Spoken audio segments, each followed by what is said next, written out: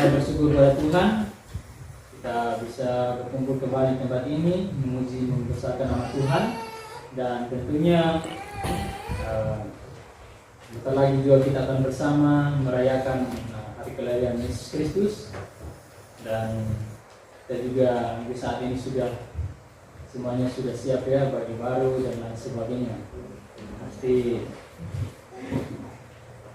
ya, tentunya pasti ada sukacita lah bagi kita bersama menjadi satu keluarga. Anak-anak juga tidak sabar lagi untuk memakai baju baru, sepatu baru, dan tentunya itu hal yang luar biasa ya, seperti membuat kita ada semangat untuk menyambut kelahiran Tuhan Yesus. Jadi ketidaksabaran itu ketika membuat kita akhirnya tentunya ada dorongan yang kuat dalam hidup kita supaya kita merayakan pesta perayaan Natal ini dengan penuh sukacita. Karena itu jemaat yang dikasihi Tuhan, kita akan bersama membaca firman Tuhan yang terambil di dalam Injil Lukas pasal yang ketiga, ayat yang ke-7 hingga ayat yang ke-14. Injil Lukas pasal yang ketiga, ayat yang ke-7 hingga ayat yang ke-14. Di sini saya akan membacakannya untuk kita semua, dan Bapak Ibu jemaat yang dikasihi Tuhan memperhatikan setiap Alkitabnya dan bisa menyimak. Demikian kebenaran firman Tuhan, Injil Lukas pasal yang ketiga ayat yang ke-7. Lalu ia berkata kepada orang banyak yang datang kepadanya untuk dibaptis, katanya, "Hai kamu keturunan ular beludak, siapakah yang mengatakan kepada kamu supaya melarikan diri dari murka yang akan datang? Jadi hasilkanlah buah-buah yang sesuai dengan pertobatan, dan janganlah berpikir dalam hatimu, Abraham adalah bapa kami, karena aku berkata kepadamu, Allah dapat menjadikan anak-anak bagi Abraham dari batu-batu ini. Kapak sudah tersedia pada akar pohon, dan setiap pohon yang tidak menghasilkan buah yang baik akan ditebang dan dibuang ke dalam api." Orang banyak bertanya kepadanya, "Jika demikian, apa yang harus kami perbuat?" Jawabnya, "Barang siapa mempunyai 2 helai baju, hendaklah ia membagikannya dengan yang tidak punya, dan barang siapa mempunyai makanan, hendaklah ia berbuat juga demikian." Ada datang juga pemungut cukai untuk dibaptis, dan mereka bertanya kepadanya, "Guru, apakah yang harus kami perbuat?" Jawabnya, "Jangan menagih lebih banyak daripada yang telah ditentukan bagimu." Dan prajurit-prajurit itu bertanya juga kepadanya, "Dan kami, apakah yang harus kami perbuat?" Jawab Yohanes kepada mereka, "Jangan merampas dan jangan memeras, dan cukupkanlah dirimu dengan gajimu." Amin. Demikian kebenaran firman Tuhan. Berbahagialah kita yang mendengarkan firman dan melakukan dalam setiap kehidupan kita hari lepas hari. Bapak Ibu jemaat yang dikasihi Tuhan, tema perenungan kita atau firman Tuhan pada saat ini yaitu tentunya masih berbau dengan bagaimana kita sebagai orang percaya, yaitu dengan tema "Sudah siapkah menyambut Sang Juru Selamat?" Tema firman Tuhan kita adalah "Sudah siapkah menyambut Sang Juru Selamat?" Karena saat ini tentunya kita dalam masa menyongsong penantian ya, penantian dalam minggu Advent yang ketiga, sehingga kita bersama melihat bahwa kita memasang 3 lilin. Tentunya ini adalah suatu hal yang tentunya 3 lilin ini melambangkan bahwa ada sukacita, pengharapan yang tidak tertahan lagi, karena kelahiran Tuhan sudah sangat dekat.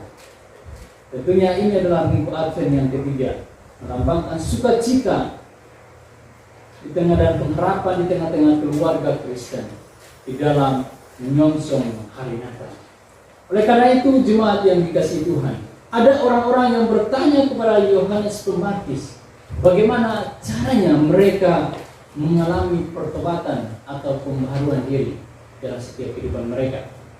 Karena kita ketahui di sana bahwa sebelum tentunya kita tahu bahwa Yohanes adalah yang akan memberikan jalan. Dia akan berseru-seru di padang gurun untuk semua orang-orang percaya yang mendengar dapat mempersiapkan diri, mempersiapkan jalan bagi Tuhan. Dan tentunya sehingga kita dapat melihat di sini bahwa ketika orang banyak itu datang berbondong-bondong, mereka dibaptis dan juga mereka diberi diri untuk dibaptis. Tentunya disitulah akhirnya menimbulkan suatu pertanyaan kepada orang-orang itu, bahwa mereka bertanya bagaimana caranya mengalami pertobatan atau pembaruan diri di dalam kehidupan mereka. Karena kita lihat di dalam ayat yang ke-7, di sana banyak orang yang datang untuk dibaptis, dan Yohanes melihat bahwa mereka datang dibaptis namun tanpa pertobatan. Mereka hanya datang karena mendengar seruan, ada suara yang berseru, jadi mereka berbondong-bondong datang untuk dibaptis. Dan Yohanes tidak yakin dengan kesungguhan mereka, sehingga kita dapat melihat di sana bahwa tentunya Yohanes tidak yakin dengan kesungguhan mereka datang untuk dibaptis, tetapi mereka tidak bertobat dengan sungguh-sungguh. Dapat kita melihat bahwa memang orang banyak saat itu belum sampai kepada pertobatan yang sejati. Mereka hanya datang untuk dibaptis dan mereka hanya ingin tanda pertobatannya saja, tetapi tidak mau bertobat dengan sungguh-sungguh. Inilah yang terjadi, Bapak Ibu yang dikasihi Tuhan, sehingga Yohanes menegur mereka dengan keras dan mengatakan di sana di ayat yang ke-7, di sana dikatakan bahwa dia berkata kepada mereka, "Hai kamu keturunan ular beludak, siapakah yang mengatakan kepada kamu supaya kamu melarikan diri dari murka yang akan datang?" Nah, perkataan ular beludak ini berarti mereka selalu menjauh dari Allah, atau kata ular beludak ini adalah ular beracun. Jadi ini merupakan suatu gambaran mengenai kekuatan jahat yang mengancam umat Allah pada saat itu. Jadi ini merupakan gambaran mengenai kekuatan jahat yang mengancam umat Allah, sehingga Yohanes menyebut mereka sebagai ular beludak, yang berarti mereka selalu menjauh dan melawan Allah. Itulah yang terjadi, sehingga kini mereka datang dibaptis agar bisa lepas dari murka Allah. Tetapi apa yang terjadi? Mereka hanya datang dibaptis saja, namun tidak dengan pertobatan yang sungguh-sungguh. Bapak Ibu jemaat yang dikasihi Tuhan, inilah masalahnya, sehingga walaupun mereka dibaptis, tetapi tidak ada pertobatan, mereka tidak akan luput dari murka Allah. Di sana dikatakan bahwa bisakah kalian lari daripada murka Allah? Tentunya kita dapat melihat bahwa tentunya mereka akan tidak luput dari murka Allah kepada mereka. Dan hal yang penting adalah bertobat dengan sungguh-sungguh, karena kita dapat melihat yang dimaksud adalah inilah yang dimaksud dengan Yohanes, itu bertobatlah dengan sungguh-sungguh dan perlihatkanlah buah pertobatan itu.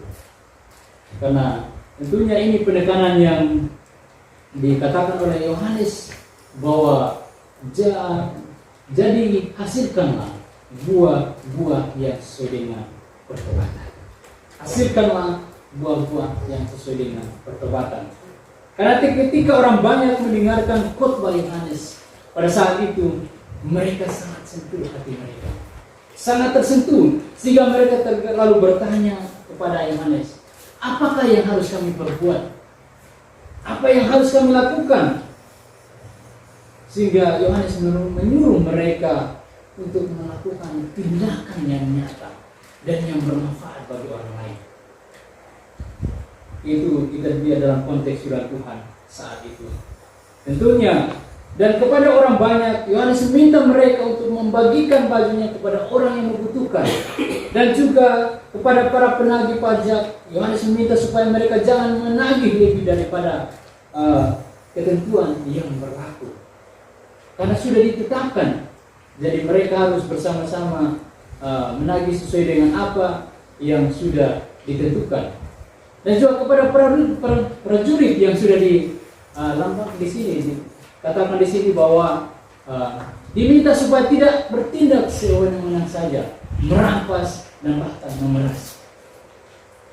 Bapak Ibu yang dikasihi Tuhan, tentunya penekanan dari Injil Yohanes ini, teks firman Tuhan di sini dikatakan bahwa cukupkanlah dirimu dengan gajimu, cukupkanlah dirimu dengan apa yang engkau miliki.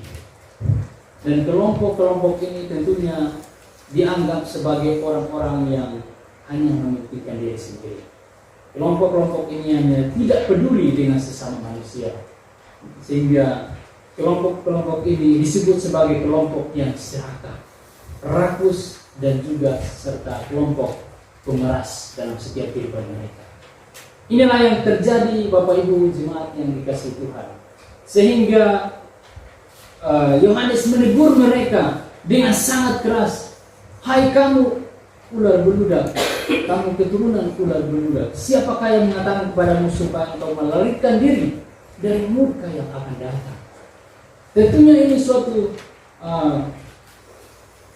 teguran yang sangat keras kepada mereka, pada orang-orang yang datang untuk berbaptis, orang-orang yang datang untuk mereka bahkan diberkati pada saat itu. Namun pada artinya mereka hanya datang saja, mereka hanya berbondong-bondong saja, ikut-ikutan saja untuk melihat apa yang terjadi pada saat itu, namun tidak dengan kesungguhan hati mereka untuk bertobat. Bapak Ibu jemaat yang dikasihi Tuhan, tentunya cara-cara memperbaiki diri yang dianjurkan Yohanes Pembaptis yaitu dimulai dari kehidupan pribadi masing-masing, dimulai dari kehidupan kita sebagai orang percaya, yaitu yang serba berkecukupan dianjurkan dapat berbagi kelebihan dengan orang lain, dan yang mempunyai wewenang menarik pajak hendaknya berlaku adil dan jujur dalam bekerja, dan juga yang memiliki kekuasaan, senjata dan organisasi tentunya dapat belajar agar mempraktekkan ketidakkerasan yang mereka kerjakan. Itulah yang diminta oleh Yohanes Pembaptis ketika orang-orang banyak itu bertanya bahwa apa yang harus mereka kerjakan di dalam ketika mereka sudah mempersiapkan diri mereka, ketika mereka mendengar seruan dari Tuhan. Seruan ada suara yang berseru-seru di padang gurun. Tentunya mereka persiapkan adalah diri mereka sendiri di dalam setiap kehidupan mereka, dalam pekerjaan yang mereka kerjakan. Tentunya harus tidak merugikan orang lain, tetapi harusnya menjadi berkat bagi orang-orang yang saat itu ada di sesama mereka. Tentunya ini hal yang sangat penting kita lakukan Bapak Ibu jemaat yang dikasihi Tuhan. Dan apa arti semuanya itu?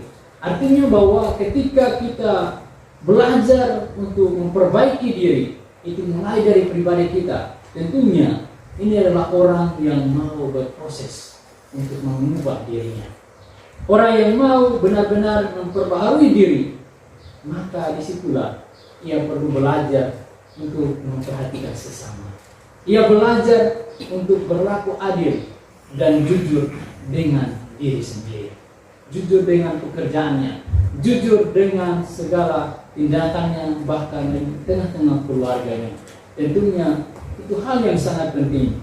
Tentunya sebagai orang percaya, sebagai anak-anak Tuhan, disinilah ada pesan yang harus kita dapatkan dari konteks firman Tuhan pada saat ini, yaitu kita dapat mengetahui bahwa pesta Natal sudah dekat.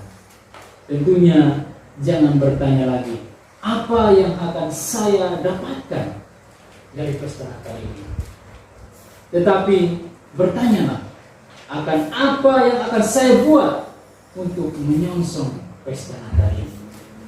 Bapak Ibu jemaat yang dikasihi Tuhan, karena sering menyongsong hari Natal, pesta perayaan Natal, tentunya sering yang kita kerjakan, yang kita perbuat, tentunya itu hal yang sudah biasa.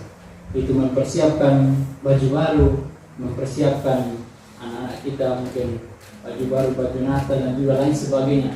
Kalau di tentunya di bagian timur, di bagian timur tentunya di situ ketika pas hari Natal tentunya banyak yang terjadi. Saya melihat bahwa yang mereka sibukkan adalah mencari baju Natal, bahkan pernak-pernik Natal itu tersendiri. Tentunya itu hal yang mereka lakukan, dan bahkan ada dalam suatu keluarga juga akhirnya sampai marah-marahan karena tidak bisa membeli baju Natal tersebut.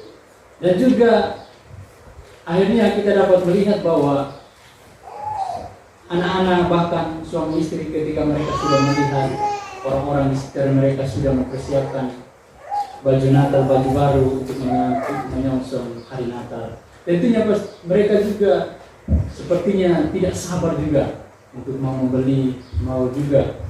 Dan ini hal yang mungkin sering terjadi ketika menyongsong perayaan Natal. Dan Bapak Ibu yang dikasihi Tuhan, jangan sampai ketika kita menyongsong hari Natal, yang kita persiapkan adalah baju baru, dan akhirnya karena tidak tercapai, hati kita tidak bersukacita. Hati kita akhirnya penuh dengan, pokoknya tidak ada suasana sukacita dalam hati kita, karena dalam keluarga kita karena kurangnya ekonomi, dan akhirnya kita harus memaksakan diri untuk membeli baju baru dan lain sebagainya. Tetapi yang diharapkan adalah ketika ada baju baru itu penting juga, tetapi yang penting di luar baru, di dalam juga baru.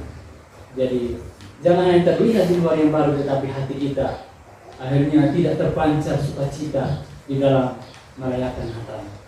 Karena pengalaman yang terjadi atau yang pernah saya alami yaitu dalam menyongsong Natal, yaitu pada waktu itu saya masih SD, dan tentunya saya juga seperti Abi untuk mempersiapkan liturgi, dan tentunya pasti ada baju baru yang saya siapkan.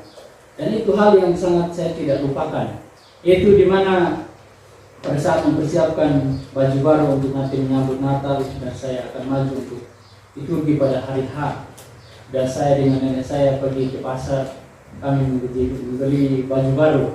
Dan tentunya saya saat itu masih kecil dan tidak tahu ini baju yang seperti apa yang akan dibeli.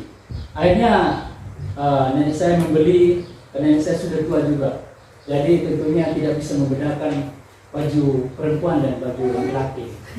Iya, jadi akhirnya apa yang terjadi Bapak Ibu, ketika membeli dan ketika saya memakainya itu dari atas itu kecil sampai di bawahnya itu agak besar.